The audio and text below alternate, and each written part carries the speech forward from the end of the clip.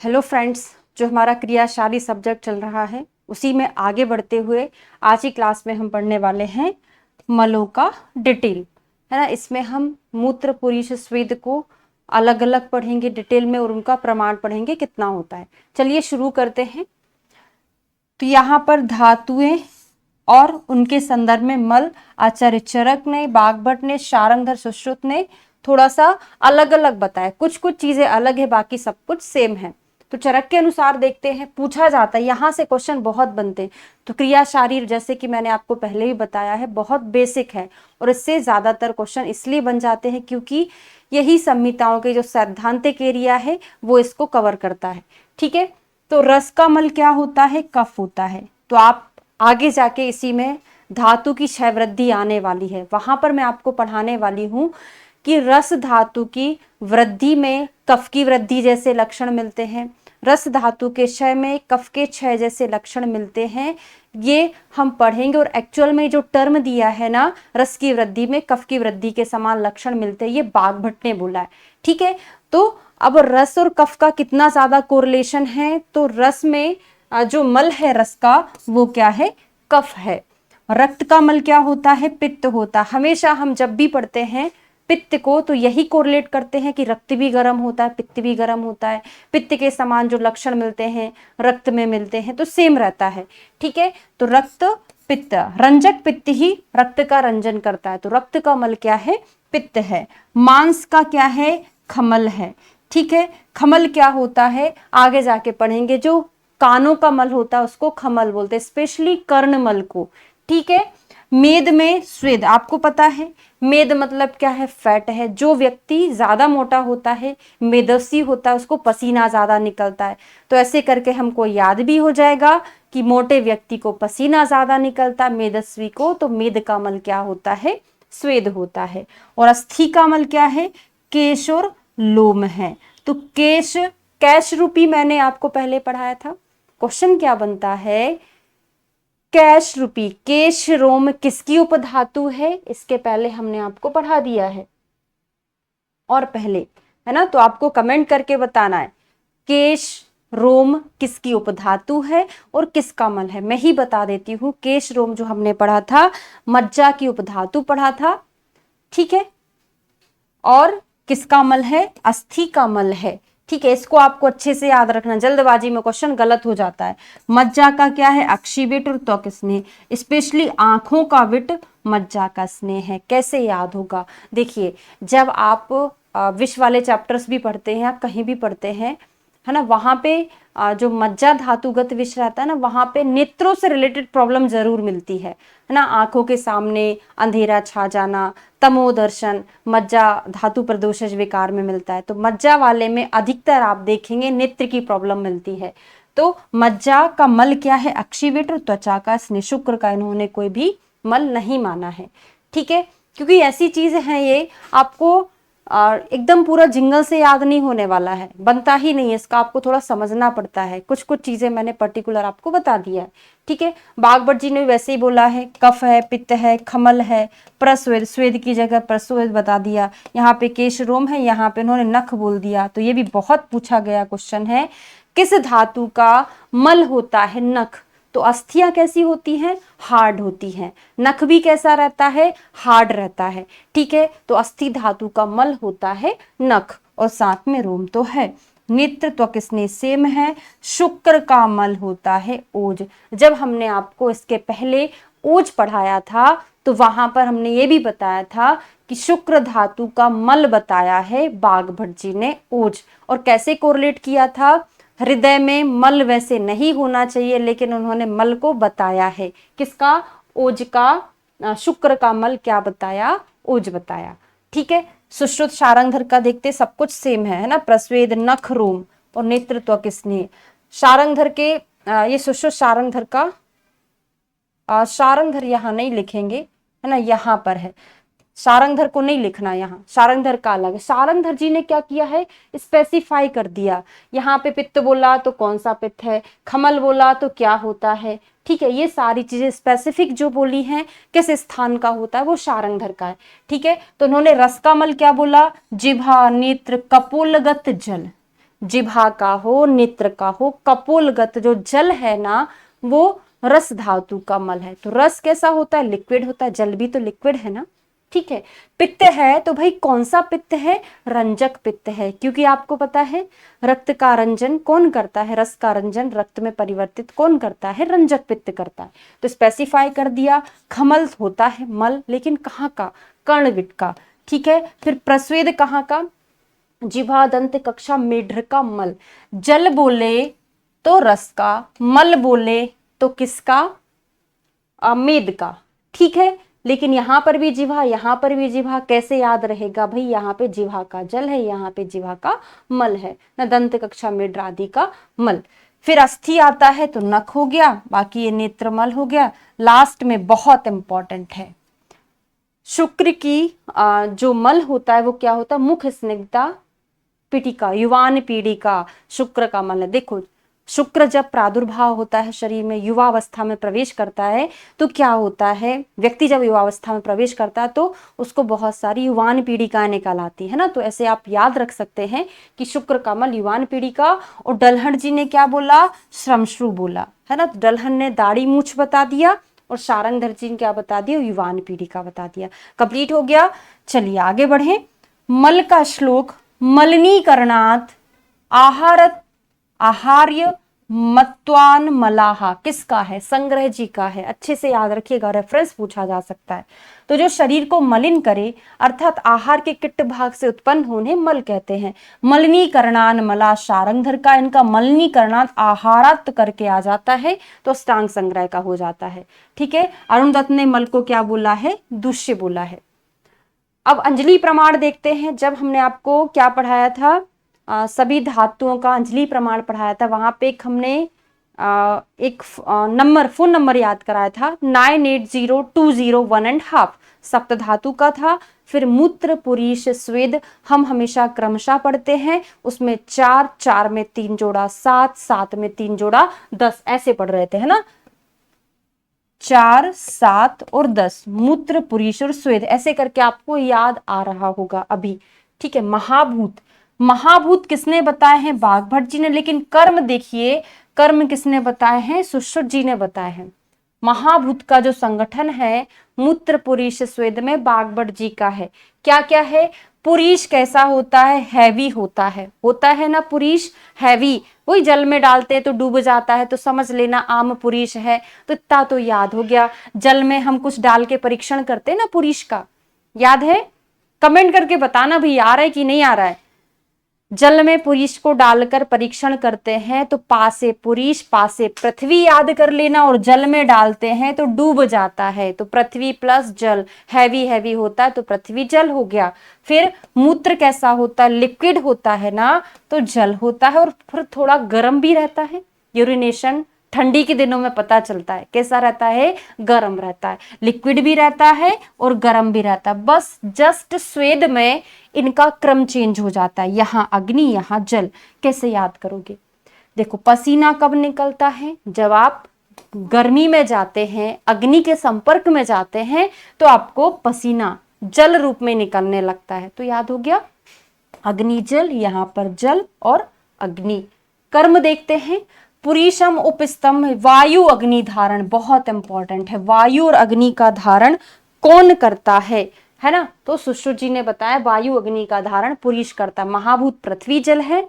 उसके बाद बचे हुए दो महाभूत कौन कौन से थे? वायु अग्नि और आकाश था। तो आकाश नहीं बताया, जो इन्वॉल्वमेंट है उसके अलावा 2 महाभूत वायु अग्नि हो जाएंगे और आकाश यहां पर नहीं है, ठीक है। उपस्तंभ सुश्रुत ने, अविस्तंभ बाघभट्ट ने, उपस्तंभ किसने बोला? चरक ने बोला पुरीश को। तो याद कैसे रखोगे? सुश्रुत में ऊ है तो ऊ से तो याद होगा, लेकिन यहां पर फिर कंफ्यूजन यहां हो जाएगा, ठीक है। तो ऊ वाला इनका भी है, इनका भी, लेकिन सुश्रुत में ता है ना, तो उपस्तंभ ता है, यहां पर टा है। तो हमने तो चरक की चटनी याद कर ली थी, चरक ने चटनी बना दी। चा टा, टा वाला किसका है? चरक का है।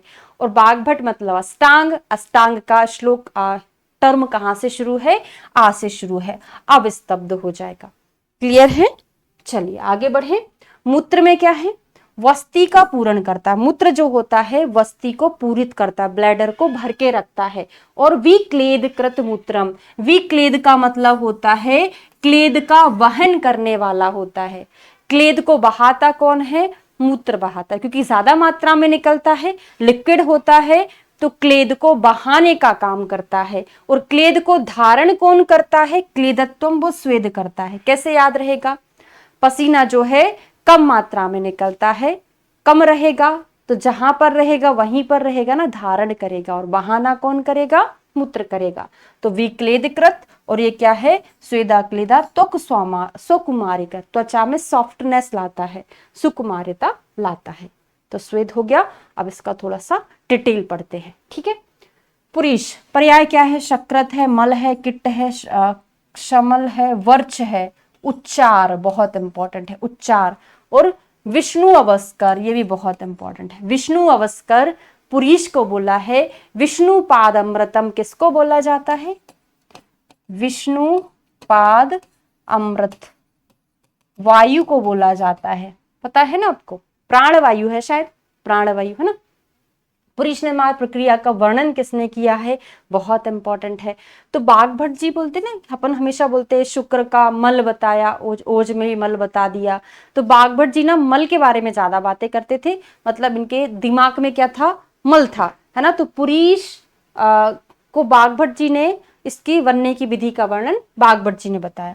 उत्पत्ति किट्ट सारस तथा पक्वम अन्नम संभति दुधा, वही जब पचने के बाद, आहार रस पचने के बाद सार भाग बनता है, किट्ट भाग बनता है। सार से धातुएं बनती है, किट्ट से मल बनता है, ठीक है। तत्रच्छम द्विधम अन्न से मूत्रम विधात घनम शक्रतम। अन्न के पाचन पश्चात दो भाग बनते हैं, प्रथम सार, दूसरा किट्ट। किट्ट के भी दो भाग हो जाते हैं। अच्छ मतलब जो पतला होता है उससे मूत्र बनता है, घन से क्या बनता है? पुरीश बनता है। समान वायु क्या करता है? ये हमने जब वायु पढ़ा था वहां पर बागभट्ट का श्लोक पढ़ चुके हैं। क्या था? पचति अन्न विभजते सार किट्टो पृथक्ता, अन्न का पचन करता है, विभाजन करता है, सार किट्ट में पृथक पृथक करता है। और मुंचति भी पढ़ा था, ध्यान हो तो, ठीक है। फिर पुरीश की उत्पत्ति पक्वाशय में होती है। पुरीश धरा कला कौन सी होती है? पंचमी पुरीश धरा कला, षष्ठी पित्त धरा कला होती है, ठीक है। गुदा के भेद उत्तर गुद अधर गुद। तो क्रिया शारीर में आप देखिएगा, जो भी दो दो भेद पढ़े ना, पर भेद अपर भेद, उच्च के पर अपर भेद हो गया, पोषक धातु पुष्य धातु हो गया, जो भी दो दो डिवीजन है अधिकतर चक्रपाणी के ही आपने पढ़े होंगे, ठीक है। तो यहाँ पर ही उत्तर गुद अधर गुद का जो डिवीजन है चक्रपाणी का है। जो उत्तर गुद होता है वहां पर पुरीश अवतिष्ठते रहता है। और निष्क्रमण कब होता है? जो अधरगुद होता है वो, जब जो लोअर स्फिंक्टर होता है उसको अधरगुद बोल दिया, जब वो लूज होगा तो पुरीश की प्रवृत्ति होती। तो पुरीश का निष्क्रमण कहां से होगा? अधरगुद से होगा। मूत्र पर्याय क्या है? मूत्र में है वस्ती मल निर्जल प्रस्ताव स्रव मूत्र किट्टम अन्न से विंड मूत्रम, ठीक है। मूत्र निर्माण प्रक्रिया का वर्णन किसने किया है? सुश्रुत ने। पुरीश का बागभट्ट ने, मूत्र का सुश्रुत ने। आप जब अश्मरी निदान पढ़ेंगे, तीसरे नंबर चैप्टर का 21 नंबर का श्लोक, वहां पर आप पढ़ेंगे पक्वाशय गतास्तत्र मूर्तिर्नाड्य वहास्तुया, है ना। अमिशा, मुझे पूरा याद नहीं आ रहा श्लोक, 4-5 लाइन का श्लोक है, वहां पर पूरा यही आता है कि सरिता सागरम यथा, है ना। जिस प्रकार छोटी छोटी नदियां आपस में मिलकर सागर में पानी छोड़ती, उसी प्रकार इधर उधर स्रोतसों से थोड़ा थोड़ा जो मूत्र है वो वस्ती में एकत्रित होता है। तो वहां पे अमाशय नाम भी आता। भले ही ये श्लोक पक्वाशय से शुरू है, लेकिन पक्वाशय के साथ साथ बीच में अमाशय भी आता है। तो अगर आपसे क्वेश्चन पूछा जाता है मूत्र का निर्माण कहाँ होता है, तो अमाशय पक्वाशय दोनों आंसर आपका होगा, है ना। तो पक्वाशय प्लस अमाशय, आयुर्वेद मतानुसार पक्वाशय अमाशय दोनों में मूत्र का निर्माण होता है। मूत्र निर्माण की प्रक्रिया का वर्णन कहाँ किया है ये पूछा जाता है। तो सुश्रुत जी ने निदान स्थान के 3rd नंबर के चैप्टर अश्मरी अध्याय में बताया। मूत्र निर्माण प्रक्रिया का नियंत्रण पाचक पित्त करता है। कर्म मूत्र क्लेद वाहनम, क्लेद को वहन करता, अभी अभी पढ़े हैं। मूत्र मानुषम चा विषापहम, सुश्रुत का है मानुषम तू विषापहम किसका? संग्रह का। देखो अब संग्रह बुद्ध बागभट्ट है, इनके पोते कौन है? लघु बागभट्ट है। 2 लोग थे, तो दो लोगों में तू मैं बहुत ज्यादा होती है ना, अरे तू कर ले, मैं कर लूं, तू कर ले, है ना। तो तू मैं किस में ज्यादा होती है, दो लोगों में। तो ये दो लोग थे तो इन्होंने तू बता दी, और चा, है ना, सुशो सर्जन है, बड़े हैं, थोड़ा सा उसको आदर के साथ बोलेंगे, चा करके बात करेंगे, ठीक है। और नरमूत्रम गरम हंती सेवितम रसायन, गर्विश नाशक कौन होता है, रसायन किसने बोला है, भाव प्रकाश ने बोला, बहुत इंपॉर्टेंट है। रसायन बोला, वैसे आजकल कहीं कहीं कैंसर में स्वमूत्र पान भी बताया है, कैंसर ठीक हो जाता है, इस तरीके से इसको रसायन भी बोला है, नरमूत्र का वर्णन किया है। स्वेद, स्वेद निर्माण प्रक्रिया का वर्णन भाव प्रकाश। देखो प्रकाश में हम जाते हैं, लाइट में जब जाते हैं तो पसीना आ जाता है, तो पुरीश निर्माण का वर्णन डिटेल में पाक भट्ट ने, मूत्र निर्माण का सुश्रुत ने, स्वेद निर्माण का किसने बताया, भाव प्रकाश ने। स्वेद पर्याय, घर्म पर्याय, निदाद्य। देखो घर निदाद्य है कि निदाद्य देख लीजिएगा। घर्म किसका पर्याय है, स्वेद का पर्याय है। घर्म काले किसका पर्याय है, ग्रीष्म ऋतु का पर्याय है। घर मानते किसका पर्याय है, घर मानते ये वर्षा ऋतु का पर्याय है, ठीक है, लिख लीजिएगा। स्वेदस्य क्लेद विद्रदी, स्वेद जो होता है क्लेद का धारण करता है। तो ये आज की क्लास में हमने पूरा मल के बारे में डिटेल में पढ़ लिया है। वीडियो को लाइक करें, सब्सक्राइब करें चैनल को, ज्यादा से ज्यादा लोगों को वीडियो शेयर करें। तो इस तरीके से हमने जो पढ़ा है वो इसी तरीके से आपको क्लास में पढ़ाया जाता है। सब्जेक्ट वाला पोर्शन आपको सर ही पढ़ाते हैं, है ना, बहुत अच्छे से पढ़ाते हैं। सर ने जो मुझे गाइड किया वो मैं आपकी डिमांड के आधार पर आपको पढ़ा रही हूँ, बाकी मैं समिता ही पढ़ाती हूँ, ठीक है। 10 क्वेश्चन आपसे पूछ लूँ, आपको बताना है, कमेंट करके आंसर देना है। चलिए, और कल की क्लास में हम पढ़ने वाले हैं, कल की क्लास मतलब आयुष जीके का होगा। परसों इसमें क्या होगा, आपका दोष धातु मल, दोष का क्षय वृद्धि पढ़ेंगे, उसके नेक्स्ट में हम धातु पढ़ेंगे, उसके बाद हम मल की क्षय वृद्धि पढ़ेंगे, ठीक है। कल हम 2 पोर्शन कंप्लीट कर लेंगे, वैसे दोष और मल की क्षय वृद्धि, उसके बाद में हम धातु की क्षय वृद्धि पढ़ लेंगे, ठीक है। चलिए बताइए, वायु अग्नि का धारण कौन करता है, वायु अग्नि का धारण कौन करता है। दूसरा क्वेश्चन है, मूत्र का अंजलि प्रमाण कितना होता है, मूत्र का अंजलि प्रमाण। तीसरा क्वेश्चन है, पुरुष में कौन कौन से महाभूत होते हैं। चौथा क्वेश्चन है,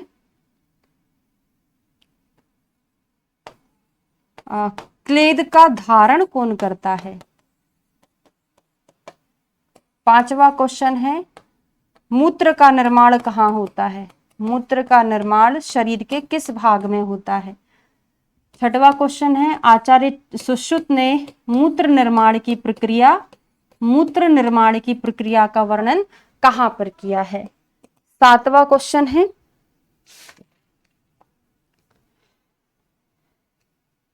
जो 2 डिवीजन है गुदा के वो किसने बताए हैं। गुदा का जो दो डिवीजन है, उत्तर गुद और अधर गुद, उसका वर्णन किसने किया है। 1 मिनट, है ना, कुछ प्रॉब्लम हो गई इसमें।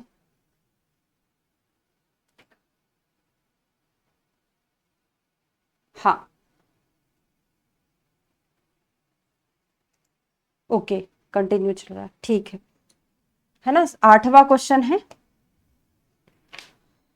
मूत्रम मानुषम च विषापहम कितना किसका है, मूत्रम, मूत्रम मानुषम च विषापहम किसका है। 9वां क्वेश्चन है, मूत्र को, नर मूत्र को रसायन किसने बोला है। और लास्ट 10वां क्वेश्चन है आपका, घर्म काले किसका पर्याय है, घर्म काले जो मैंने लिखाया था किसका पर्याय है। तो 10 क्वेश्चन के आंसर आपको कमेंट करके देना, ठीक है। वीडियो को लाइक कर दीजिएगा, सब्सक्राइब करें और चैनल और वीडियो को शेयर करें। Thank you so much.